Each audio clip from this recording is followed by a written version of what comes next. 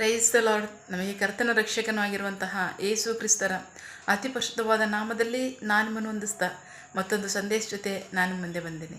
ದೇವರ ಹಸ್ತವು ತಾನೇ ಕಳೆದ ದಿನವೆಲ್ಲ ನಿಮ್ಮನ್ನು ನನ್ನನ್ನು ಆತ್ಮಿಕವಾಗಿ ವಾಕ್ಯಗಳ ಮೂಲಕವಾಗಿ ಬಲಪಡಿಸಿ ಚೈತನ್ಯಗೊಳಿಸಿ ಜೊತೆಗಾರರಾಗಿ ನಡೆಸ್ತಿದ್ದಾರೆ. ವೈಯಕ್ತಿಕವಾಗಿ ನಮ್ಮ ಅಗತ್ಯಗಳನ್ನ ಪೂರೈಸಿ ನಾವು ಕೈಟ್ ಮಾಡ್ತಕ್ಕಂಥ ಕೆಲಸಗಳನ್ನ ಆಶೀರ್ವದಿಸಿ ಕಾದು ಪೋಷಿಸಿ ಜೊತೆಗಾರರಾಗಿದ್ದು ನಡೆಸ್ತಿರುವುದಕ್ಕಾಗಿ ದೇವರಿಗೆ ಸ್ತುತಿಯೂ ಘನವು ಮಹಿಮೆಯು ಸದಾ ಕಾಲವು ಸ್ವಂತವಾಗಿರಲಿ. ಆಮೇನ್. ಈ ದಿನದ ಸಂದೇಶದ ವಾಕ್ಯ ಭಾಗ ಮತ್ತಾಯನ ಸುವಾರ್ತೆ 21ನೇ ಅಧ್ಯಾಯದಲ್ಲಿ 12ನೇ ವಾಕ್ಯದಿಂದ 16ನೇ ವಾಕ್ಯದವರೆಗೆ.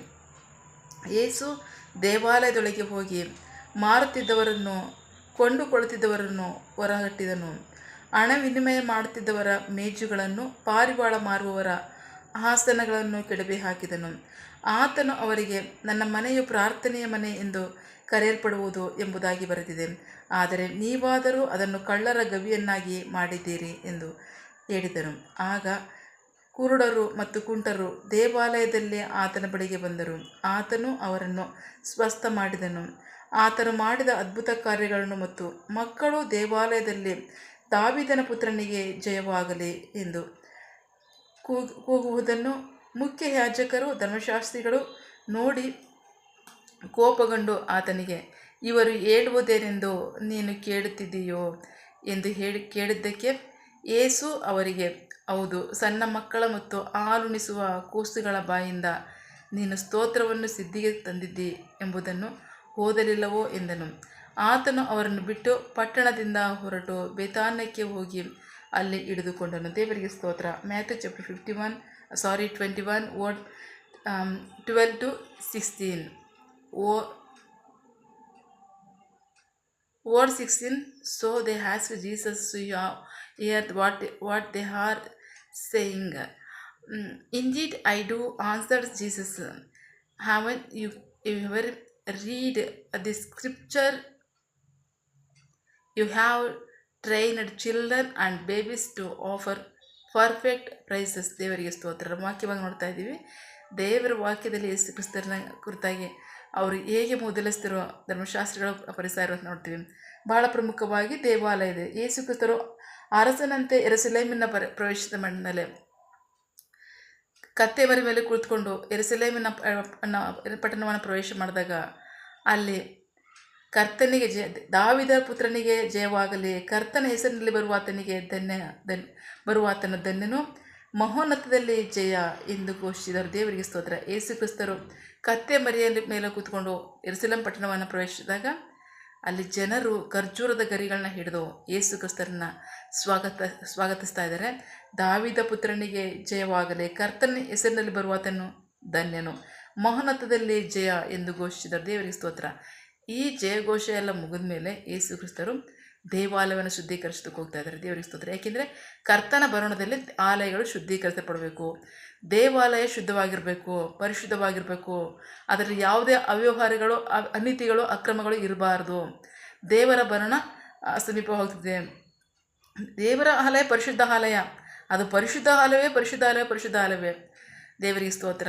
ಅದರಲ್ಲಿ ಈ ಆಲಯದಲ್ಲಿ ಯೇಸು ಇಲ್ಲ ಅಂತ ಇಷ್ಟಾನುಸಾರವಾಗಿ ಜೀವಿಸ್ತಾರಲ್ಲ, ಅದಲ್ಲ. ದೇವರ ಆಲಯ ಅದು ಪರಿಶುದ್ಧ ಆಲಯ. ನನ್ನ ಆಲಯ ಸಮಸ್ತ ಜನರಿಗೂ ಪ್ರಾರ್ಥನೆ ಆಲಯ ಎಂದು ಕರೆಯಲ್ಪಡುವಂಥ ಅವರು ಯೆಶಾಯ ಪ್ರವಾದಿ ಪುಸ್ತಕದಲ್ಲಿ ಹೇಳಿದ್ದಾರೆ.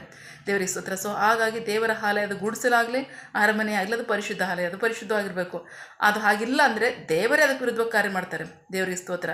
ಸುಮ್ಮನೆ ಹತ್ತಕ್ಕೋಸ್ಕರ ಆಗಲಿ ಹೊಟ್ಟೆ ಕಿಚ್ಚುಗೋಸ್ಕರವಾಗಿ ಅಲ್ಲ, ದೇವರೇ ಕಾರ್ಯವನ್ನು ಮಾಡಿಸ್ತಾರೆ. ದೇವರಿಗೆ ಸ್ತೋತ್ರ. ಸೊ ಹಾಗಾಗಿ ದೇವರ ಆಲಯವನ್ನು ಯೇಸು ಕ್ರಿಸ್ತರು ಶುದ್ಧಪಡಿಸ್ತಿದ್ದಾರೆ. ಯಾಕೆಂದರೆ ವಾಗ್ದಾನ ನೆರವೇರುವಂಥ ಕಾರ್ಯ ಬರ್ತಾ ಇದೆ. ತಂದೆ ಕಳಿಸಿರ್ತಕ್ಕಂಥ ಕಾರ್ಯವನ್ನು ಪೂರೈಸಬೇಕಂತ ಸಮಯ ಬಂದಿದೆ. ಆ ಸಮಯದಲ್ಲಿ ಯೇಸು ಕ್ರಿಸ್ತರು ಪಟ್ಟಣದೊಳಗೆ ಬಂದಿದ್ದು ಮಾತ್ರ ಅಲ್ಲ, ಅರಸನಾಗಿ ಮೊಟ್ಟ ಮೊದಲನೇದಾಗಿ ದೇವಾಲಯವನ್ನು ಶುದ್ಧೀಕರಿಸ್ತಾ ಇದ್ದಾರೆ. ದೇವರಿಗೆ ಸ್ತೋತ್ರ. ಆ ದೇವಾಲಯವನ್ನು ಶುದ್ಧೀಕರಿಸುವ ಸನ್ನಿವೇಶದಲ್ಲಿ ಅಲ್ಲಿ ಮಕ್ಕಳು ಹೇಳ್ತಾ ಇದ್ದಾರೆ, ಚಿಕ್ಕ ಮಕ್ಕಳು ಹೇಳ್ತಾ ಇದ್ದಾರೆ, ದಾವೀದನ ಪುತ್ರನಿಗೆ ಜಯ. ದೇವರಿಗೆ ಸ್ತೋತ್ರ.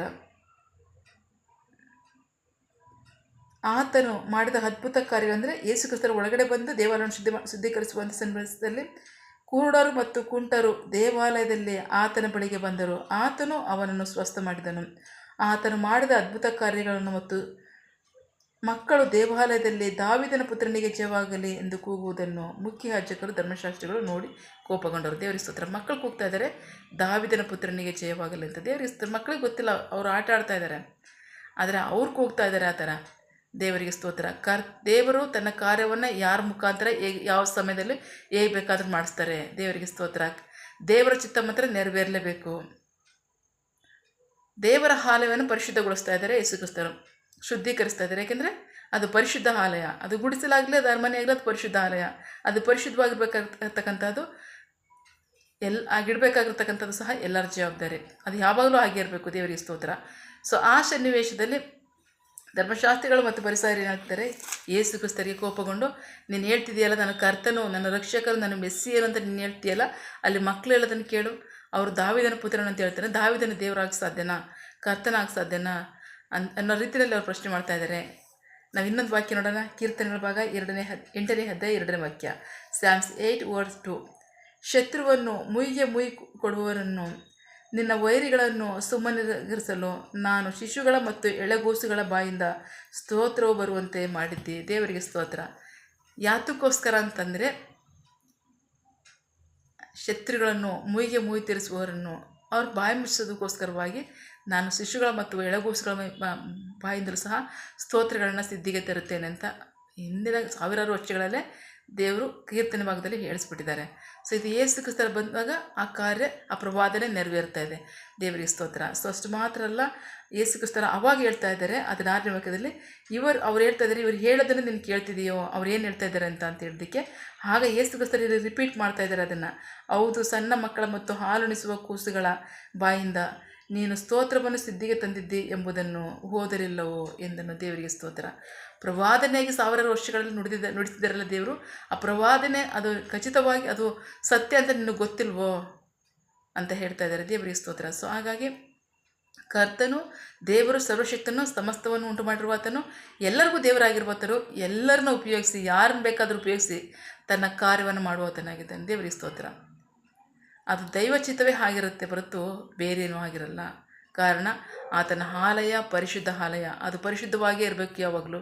ಅದು ದೇವರ ಚಿತ್ತವಾಗಿದೆ, ಅದನ್ನು ಅವ್ರು ಮಾಡ್ತಾರೆ. ದೇವರಿಗೆ ಸ್ತೋತ್ರ. ಅಷ್ಟು ಮಾತ್ರ ಅಲ್ಲ, ವಾಗ್ದಾನಗಳು, ಪ್ರವಾದನೆಗಳು ನೆರವೇರುವಂಥದ್ದನ್ನು ನಾವು ವಾಕ್ಯ ಭಾಗದಲ್ಲಿ ನೋಡ್ತಾ ಇದ್ದೀವಿ. ದೇವರಿಗೆ ಸ್ತೋತ್ರ. ಸೊ ಹಾಗಾಗಿ ನಂಬಿಗಸ್ತರಾಗಿ ವಾಕ್ಯಕ್ಕೆ ವಿಧೇಯರಾಗೋಣ. ನಾವು ವಾಕ್ಯಕ್ಕೆ ಅವಿಧೇಯರ ಅಂತ ಸನ್ನಿವೇಶದಲ್ಲಿ ದೇವರು ಯಾರ ಮುಖಾಂತರ ನಮ್ಮನ್ನು ಎಚ್ಚರಿಸ್ತಾರೆ, ಯಾರ ಮುಖಾಂತರನಾದ್ರು ನಮಗೆ ಅದನ್ನು ಪ್ರಕಟಪಡಿಸ್ತಾರೆ, ಯಾರ ಮುಖಾಂತರನಾದ್ರು ನಮಗೆ ಬುದ್ಧಿ ಕಲಿಸ್ತಾರೆ. ಸೊ ಹಾಗಾಗಿ ನಂಬಿಗಸ್ತರಾಗಿ ವಾಕ್ಯಕ್ಕೆ ವಿಧೇಯರಾಗಿ ವಾಕ್ಯದ ಆಶೀರ್ವಾದಗಳನ್ನ ಸ್ವಂತ ಮಾಡ್ಕೊಳ್ಳೋಣ. ಆಮೇಲೆ ಪ್ರಾರ್ಥಿಕೊಳ್ಳೋಣ. ಸಕಲ ಸೃಷ್ಟಿಕರ್ತನೆ, ಸರ್ವಾಧಿಕಾರಿಯೇ, ಸಾರ್ವಭೌಮನೆ, ಉನ್ನತನೇ, ಮಹೋನ್ನತನೇ, ಮಹಾಪರಿಶುದ್ಧನೇ, ಪ್ರೀತಿ ಸ್ವರೂಪನೇ, ನೀತಿವಂತನೇ, ಅಧಿಪತಿಯೇ, ಸೇನಾಧೀಶ್ವರನೇ, ಇರುವಾತನೇ, ಸರ್ವವ್ಯಾಪಿಯೇ ಸಪ್ಪ, ಈ ದಿನ ವಾಕ್ಯಗಳ ಮೂಲಕವಾಗಿ ನಮ್ಮ ಸಂಗಡ ಮಾತಾಡಂಥ ನಿಮ್ಮ ಪ್ರೀತಿಗಾಗಿ ನಂಬಿಗಸ್ಕೆ ನಿಮಗೆ ಸ್ತೋತ್ರ. ಸಣ್ಣ ಮಕ್ಕಳ ಬಾಯಿನಲ್ಲೂ ಹಾಲುಣಿಸುವ ಕೂಸುಗಳ ಬಾಯಿನಲ್ಲೂ ನಾನು ಸ್ತೋತ್ರವನ್ನು ಸಿದ್ಧಿಗೆ ತರ್ತೇನೆ. ಏನಕ್ಕೋಸ್ಕರ ಅಂದರೆ ನಿನ್ನ ವೈರಿಗಳನ್ನ, ನಿನಗೆ ಮುಯಿಗೆ ಮುಯಿ ತೋರಿಸುವಂಥ ಶತ್ರುಗಳಿಗೆ ನಾನು ಬಾಯಿ ಮುಚ್ಚೋದಕ್ಕೋಸ್ಕರ ನಾನು ಈ ಕಾರ್ಯವನ್ನು ನಾನು ಮಾಡ್ತೀನಿ ಅಂತ ಮುಂಚಿತವಾಗಿ ನುಡಿದಂಥ ವಾಗ್ದಾನವನ್ನು ನೀವು ನೆರವೇರಿಸಿದ್ದೀರ. ಅದಕ್ಕಾಗಿ ಸ್ತೋತ್ರ. ಇಸಪ್ಪ, ನಾವು ನಂಬಿಗಸ್ತರಾಗಿ ವಿಧೇಯರಾಗೋದಕ್ಕೆ ಒಪ್ಪಿಸಿಕೊಡ್ತೀವಿ. ನೀವು ಸಹ ನಮ್ಮನ್ನು ಇನ್ನಷ್ಟು ಬಲಪಡಿಸಿ ನಿನ್ನ ಚಿತ್ತದಂತೆ ಉಪಯೋಗಿಸಿ. ನಿಮಗೆ ಮಹಿಮೆಯಾಗಲಿ, ನಿಮ್ಮ ಜನರಿಗೆ ಆಶೀರ್ವಾದವಾಗಲಿ. ಆಮೇನ್. ನಿನ್ನ ಜನರು ಕೈ ಮಾಡ್ತಕ್ಕಂಥ ಕೆಲಸವನ್ನು ಆಶೀರ್ವದಿಸು, ಅವರ ಅವಶ್ಯಕತೆಗಳನ್ನ, ಅಗತ್ಯಗಳನ್ನ ಪೂರೈಸು, ಕೊರತೆಗಳು ನೀಗಿಸು. ಆಮೇನ್.